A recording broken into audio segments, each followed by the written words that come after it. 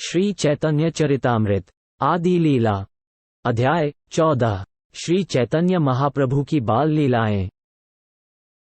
यदि कोई भी व्यक्ति श्री चैतन्य महाप्रभु का किसी भी प्रकार से ध्यान करता है तो उसका कठिन कार्य आसान हो जाता है, किंतु यदि उनका ध्यान नहीं किया जाता तो सरल कार्य भी बहुत कठिन हो जाता है। ऐसे श्री चैतन्य महाप्रभु को मैं सादर प्रणाम करता हूँ। श्री चैतन्य महाप्रभु, श्री नित्यानंद प्रभु, श्री अद्वैत प्रभु और श्री चैतन्य महाप्रभु के समस्त भक्तों की जय हो। मैंने इसलिए श्री चैतन्य महाप्रभु के आगमन को संक्षेप में सूत्रबद्ध किया है क्योंकि वे माता शची के पुत्र के रूप में उसी तरह प्रकट हुए थे जिस तरह से श्री कृष्ण माता यशोदा के पुत्र के रूप में प्रकट हुए थे। मैं पहले ही उनके जन्म की लीलाओं का वर्णन कर चुका हूँ। अब मैं उनके बचपन की लीलाओं का संक्षिप्त वर्णन करूंगा। मैं उन श्री चैतन्य महाप्रभु के बचपन की लीलाओं को सादर नमस्कार करता हूं, जिन्होंने भगवान श्री कृष्ण के रूप में अवतार लिया है। हालांकि उनकी ये लीलाएं एक सामान्य बच्चे के खेलों की तरह ही दिखाई पड़ती हैं, लेकिन उन्हें परमेश्वर के विविध रूपों को दर्शाने वाली लीलाएं समझना चाहिए। बाल्यावस्था की अपनी पहली लीलाओं में प्रभु ने अपने बिस्तर पर लेटे लेटे ऊपर से नीचे की ओर पलटकर अपने माता पिता को अपने चरणों के कमल के चिन्ह दिखाए। जब महाप्रभु ने चलना प्रारंभ किया तब उनके छोटे छोटे चरण चिन्हों में भगवान विष्णु के विशिष्ट चिन्ह ध्वज, वज्र, शंख, चक्र और मछली दिखाई पड़े। सभी निशानों को देखकर न तो उनके पिताजी और न ही माताजी समझ पाए कि ये निशान किसके हैं। इस तरह से वे चकित होकर यह निश्चित नहीं कर पाए कि ये निशान उनके घर में कैसे आ गए। जगन्नाथ मिश्र ने कहा, बिना किसी शक के बालकृष्ण शालग्राम शिला के साथ हैं। वो अपने बचपन के रूप में कमरे के अंदर खेलते हुए नजर आ रहे हैं। जब माता शची और जगन्नाथ मिश्र बातचीत कर रहे थे तभी बालक निमाई जाग गए और रोने लगे। माता शची ने उन्हें गोद में उठा लिया और अपना स्तन पिलाना शुरू कर दिया। जब माँ सची बच्चे को स्तनपान करा रही थीं, तब उन्होंने अपने पुत्र के चरण कमलों में वो सभी चिन्ह देखे जो उन्हें कमरे की फर्श पर दिखाई दिए थे। तब उन्होंने जगन्नाथ मिश्र को बुलाया। जब जगन्नाथ मिश्र ने अपने पुत्र के पैर के तलवे में अद्भुत निशान देखे तो बहुत खुश हुए और उन्होंने गुपचुप तरीके से नीलांबर चक्रवर्ती को बुलाया। जब नीलांबर चक्रवर्ती ने वे निशान देखे तो मुस्कुराते हुए उन्होंने कहा, मैंने पहले ही ज्योतिषीय गणनाओं से यह निश्चित कर लिया था और इसे लिख भी लिया था। इस बालक के शरीर में 32 लक्षण हैं जो किसी महान व्यक्तित्व का प्रतीक हैं, और मैं ये सारे निशान इस बच्चे के शरीर में देख रहा हूँ। महापुरुष के शरीर में 32 लक्षण होते हैं। उसके 5 अंग विशाल होते हैं, 5 अति सूक्ष्म, 7 लाल रंग के, 6 उभरे हुए, 3 नन्हे, 3 चौड़े और 3 गंभीर। इस शिशु के हाथों की हथेलियों और तलवों पर भगवान नारायण के सभी लक्षण हैं। ये तीनों लोकों का उद्धार करने में सक्षम होगा। ये बच्चा वैष्णव संप्रदाय का प्रसार करेगा और अपने माँ और पिता के कुल दोनों को उद्धार दिलाएगा। मैं नामकरण संस्कार करवाना चाहता हूँ। हम सबको जश्न मनाना चाहिए और ब्राह्मणों को आमंत्रित करना चाहिए क्योंकि आज का दिन बहुत ही शुभ है। भविष्य में ये बालक सारे जगत की रक्षा और पालन करेगा। इस कारण इसे विश्वंभर नाम से जाना जाएगा। नीलांबर चक्रवर्ती के भविष्य कथन को सुनने के पश्चात शची माता और जगन्नाथ मिश्र ने बड़ी ही हर्षोल्लास के साथ सभी ब्राह्मणों और उनकी पत्नियों के साथ नामकरण उत्सव मनाया। कुछ दिनों पश्चात महाप्रभु अपने घुटनों के बल चलने लगे और उन्होंने अनेक प्रकार के आश्चर्य चमत्कार दिखाना शुरू कर दिए। महाप्रभु ने सभी महिलाओं को हरे कृष्णा महामंत्र के पवित्र नामों का जाप करने के लिए कहा, ये बहाना बनाकर कि वो रो रहा है, और जब वे जप करती तो महाप्रभु मुस्कुराते रहते थे। कुछ दिनों के बाद भगवान ने अपने पैरों को हिलाना और चलना शुरू कर दिया। वे अन्य बच्चों के साथ घुलने मिलने लगे और कई तरह के खेल दिखाने लगे। एक दिन जब महाप्रभु अन्य छोटे बालकों के साथ आनंदपूर्वक खेल रहे थे तब शची माँ खीर और मिठाई से भरा थाल ले आईं और उन्होंने बालक से कहा, बैठकर खाओ। पर जब शची माता वापस जाकर घर का काम करने लगी तो बालक अपनी माँ से छिपकर मिट्टी खाने लगा। ये देखकर शचीमाता हड़बड़ी में लौट आई और बोली, यह क्या है, यह क्या है। उन्होंने महाप्रभु के हाथों से मिट्टी छीन ली और पूछा, तुम इसे क्यों खा रहे हो। रोता हुआ बालक अपनी मां से बोला, आप नाराज क्यों हो रही हैं? आपने मुझे तो केवल मिट्टी ही खाने को दिया है, इसमें मेरा क्या दोष है। खाए, मीठे पदार्थ और अन्य सभी खाद्य पदार्थ मिट्टी के ही रूप हैं। ये भी मिट्टी है और वो भी मिट्टी है। कृपया इस पर विचार करें। इन दोनों में क्या अंतर है? ये शरीर और खाने पीने की चीजें सभी मिट्टी से बनी हैं। इस पर विचार करें। आप बिना सोचे समझे मुझे दोष दे रही हैं। मैं क्या कह सकता हूं? शची मां बालक द्वारा मायावाद दर्शन बोलने पर आश्चर्यचकित हुई और बोली, किसने तुम्हें ये दार्शनिक सिद्धांत सिखाया है जो मिट्टी खाने को उचित ठहराता है? दार्शनिक बालक के मायावादी विचार का जवाब देते हुए माता शची ने कहा, प्रिय पुत्र, जब हम मिट्टी को अनाज के रूप में खाते हैं तो वो हमारे शरीर का पोषण करता है और हमें शक्ति प्रदान करता है। लेकिन अगर हम मिट्टी को बिना बदले ही खाएंगे तो ये हमारे शरीर को नुकसान पहुंचाएगा और हम बीमार हो जाएंगे। मिट्टी से बने हुए एक घड़े में मैं आसानी से पानी ला सकती हूँ, क्योंकि घड़ा मिट्टी का ही रूपांतर है। लेकिन यदि मैं मिट्टी के एक ढेले पर पानी डालूं तो ढेला उस पानी को सोख लेगा और मेरा सारा परिश्रम व्यर्थ हो जाएगा। भगवान ने अपनी मां से कहा, आपने पहले ही मुझे ये व्यवहारिक दर्शन क्यों नहीं सिखाए थे? आपने ये आत्मसाक्षात्कार का ये तरीका मुझसे क्यों छिपाए रखा? अब जबकि मैं इस दर्शन को समझ गया हूं, अब मैं मिट्टी नहीं खाऊंगा। जब भी मुझे भूख लगेगी मैं आपके स्तन चूसूंगा और आपका दूध पीऊंगा। ये कहकर महाप्रभु ने हल्का सा मुस्कुराते हुए अपनी माता की गोद में चढ़कर उनका स्तनपान किया। इस प्रकार भगवान ने अपने बचपन में विभिन्न बहाने करके अपने ऐश्वर्य का जितना संभव था प्रदर्शन किया। बाद में ऐसे ऐश्वर्यों को दिखा देने के बाद उन्होंने स्वयं को छिपा लिया। एक अवसर पर भगवान ने एक ब्राह्मण अतिथि के भोजन को 3 बार खाया और बाद में विश्वास में भगवान ने उस ब्राह्मण को भौतिक संलग्नता से मुक्त कर दिया। बचपन में जब महाप्रभु को 2 चोर उनके घर से उठा ले गए तो महाप्रभु उन चोरों के कंधों पर चढ़ गए। चोर सोच रहे थे कि हम इस बालक के गहने आसानी से उतार लेंगे, लेकिन महाप्रभु ने उन्हें भ्रमित कर दिया, जिसके कारण वे चोर अपने घर जाने के बजाय जगन्नाथ मिश्र के घर वापस आ गए। एकदशी के दिन महाप्रभु ने बीमार होने का दिखावा करके हिरण्य और जगदीश के घर से कुछ भोजन मांगा। बच्चों के जंग खाने की तरह महाराज ने खेलना सीख लिया।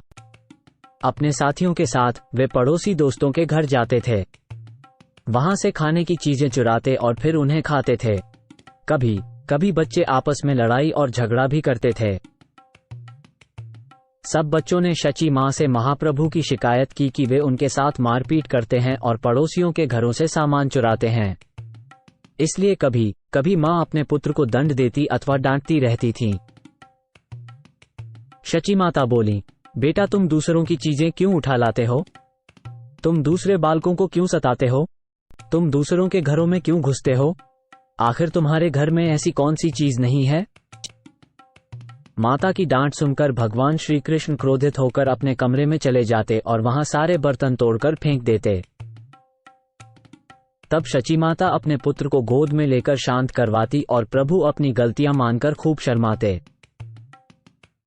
एक बार बालक चैतन्य ने अपनी कोमल भुजा से मां पर हल्का सा प्रहार किया तो उनकी मां ने ढोंग से मूर्छित होने का अभिनय किया। ये देखकर चैतन्य महाप्रभु रोने लगे। पड़ोस की महिलाओं ने उनसे कहा, हे बच्चे, कहीं से एक नारियल ले आओ, तब तुम्हारी मां ठीक हो जाएंगी। तब वे घर से बाहर गए और तुरंत ही 2 नारियल लाए। वो सब महिलाएं ऐसा विस्मयकारी क्रिया देखकर अचंभित हो गईं। कभी कभार भगवान गंगा में स्नान करने के लिए दूसरे बच्चों के साथ जाते थे और आसपास की लड़कियां भी वहां पर देवी देवताओं की पूजा करने आती थीं। जब युवतियां गंगा में स्नान करके विभिन्न देवताओं की पूजा करने लगती तो युवा प्रभु वहां आते और उनके बीच में बैठ जाते। महाप्रभु कन्याओं से कहते, मेरा पूजन करो तो मैं तुम्हें अच्छे पति या अच्छी आशीर्वाद दूंगा।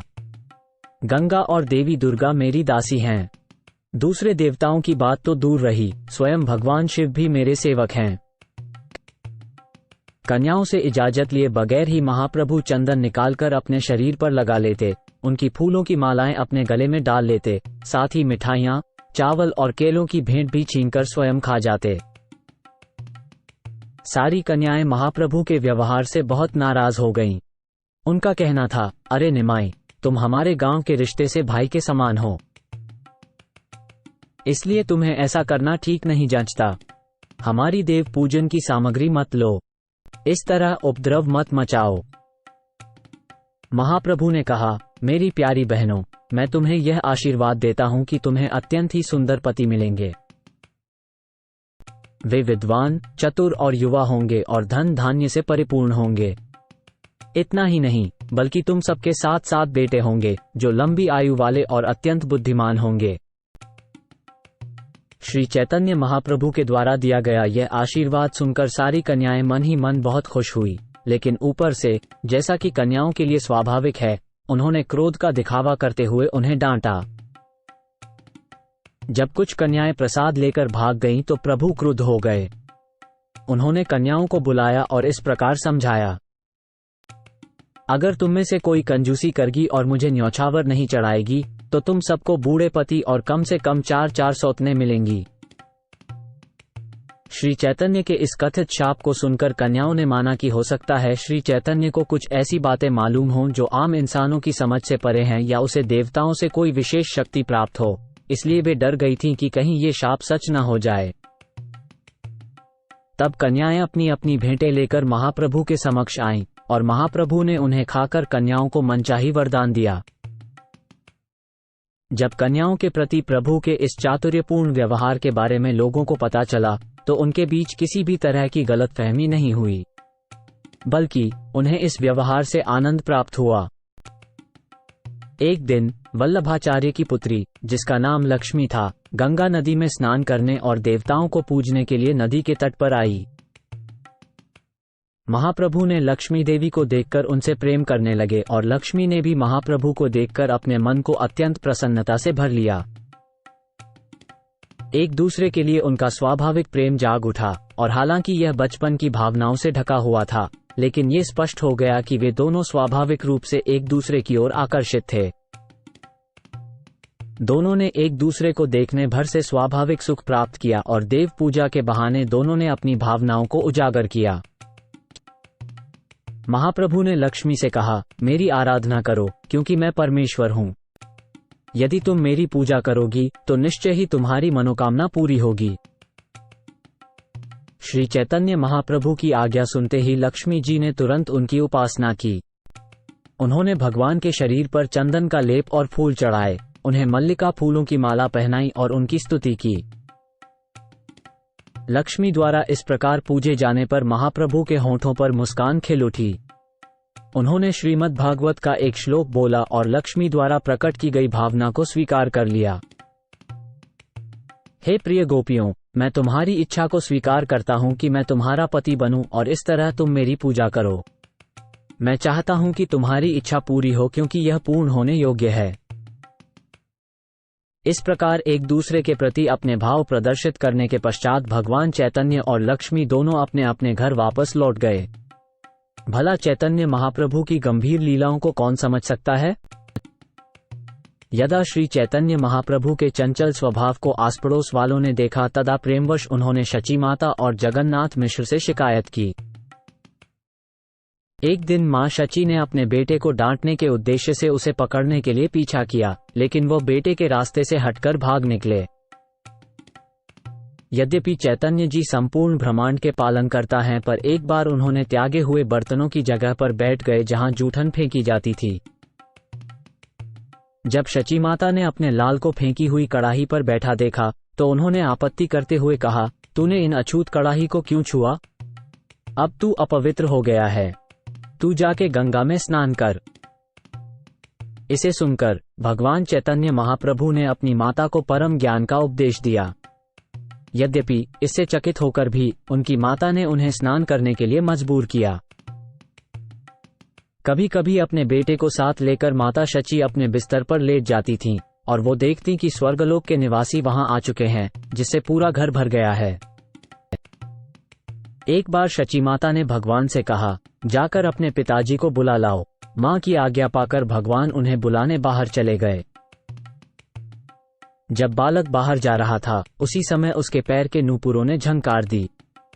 इसे सुनकर माता पिता आश्चर्यचकित हो गए। जगन्नाथ मिश्र बोले, ये तो बड़ी विचित्र घटना हुई। मेरे बच्चे के नंगे पैरों में पायल की आवाज कहां से आ रही है? माता शची बोली, मैंने एक और चमत्कार भी देखा। स्वर्गलोक से लोग उतर रहे थे और पूरे आंगन में भीड़ जमा हो गई थी। उन्होंने जोर जोर से कुछ शब्द कहे जिन्हें मैं समझ नहीं पाई। मुझे लगता है कि वे किसी की स्तुति कर रहे थे। जगन्नाथ मिश्र ने उत्तर दिया, इसकी परवाह मत करो, चिंता की कोई बात नहीं है। विश्वम्भरा के लिए सदैव सौभाग्य बना रहे, मुझे बस इतनी ही इच्छा है। एक और मौके पर जगन्नाथ मिश्र ने अपने बेटे की नाटखटी हरकतें देखकर उसे बुरी तरह डांटा और फिर उसे नैतिकता की शिक्षा दी। उस रात ही जगन्नाथ मिश्र के सपने में एक ब्राह्मण क्रोध में भरकर उनके सामने प्रकट हुआ और यह वाक्य बोला, हे मेरे प्रिय मिश्र, तुम अपने पुत्र के विषय में कुछ भी नहीं जानते। तुम ये सोचकर कि वह तुम्हारा पुत्र है, उसे डांटते और सजा देते हो। जगन्नाथ मिश्र ने जवाब दिया, चाहे ये बालक देवता हो, योगी हो या फिर कोई महान संत, मुझे इससे कोई फर्क नहीं पड़ता। मेरे लिए वो सिर्फ मेरा बेटा ही है। यह एक पिता का कर्तव्य है कि वह अपने पुत्र को धर्म और नैतिकता की शिक्षा दे। अगर मैं उसे ये शिक्षा नहीं दूंगा तो वो इसे कैसे जानेगा? ब्राह्मण ने उत्तर दिया, यदि तुम्हारा पुत्र दिव्य योगी है और उसके पास स्वयं तेजो में पूर्ण ज्ञान है, तो तुम्हारी शिक्षा का क्या लाभ है? जगन्नाथ मिश्र ने उत्तर दिया, भले ही मेरा पुत्र एक साधारण व्यक्ति नहीं, बल्कि स्वयं नारायण ही क्यों न हो, फिर भी एक पिता का कर्तव्य है कि वह अपने पुत्र को शिक्षा दे। इस प्रकार स्वप्न में जगन्नाथ मिश्र और ब्राह्मण धर्म के सिद्धांतों पर चर्चा करते रहे, परंतु जगन्नाथ मिश्र निष्कपट माता पिता के प्रेम भाव में डूबे रहे और वे कुछ और जानना नहीं चाहते थे। ब्राह्मण जगन्नाथ मिश्र से बातें करके बड़ा ही प्रसन्न हुआ और चला गया। जब जगन्नाथ मिश्र स्वप्न से जागे तो वे बड़े ही विस्मित थे। उन्होंने अपने मित्रों और रिश्तेदारों को अपना स्वप्न सुनाया और सुनकर वे सभी बहुत आश्चर्यचकित हुए। इस प्रकार गौरहरि ने अपनी बाल लीलाएं पूरी की और प्रतिदिन अपने माता पिता के आनंद और हर्ष को बढ़ाते गए। जगन्नाथ मिश्र ने कुछ दिनों बाद अपने पुत्र का हाथेखड़ी संस्कार करके उनकी प्रारंभिक शिक्षा शुरू कर दी। कुछ ही दिनों में भगवान ने सारे अक्षर और संयुक्त अक्षर सीख लिए। ये श्री चैतन्य महाप्रभु की बचपन की लीलाओं की रूपरेखा है, जिसे यहाँ क्रमवार ढंग से प्रस्तुत किया गया है। वृंदावन दास ठाकुर पहले ही अपनी पुस्तक चैतन्य भागवत में इन लीलाओं का विस्तार से वर्णन कर चुके हैं, इसलिए मैंने सिर्फ एक संक्षिप्त सारांश प्रस्तुत किया है। दोबारा दोहराव के भय से मैंने इस विषय का विस्तार से वर्णन नहीं किया है। श्री रूप और श्री रघुनाथ के चरण कमलों की आराधना करते हुए और उनकी दया की सदा अपेक्षा मैं कृष्णदास उन्हीं के पदचिह्नों पर चलकर श्री चैतन्य चरितामृत का वर्णन करूंगा।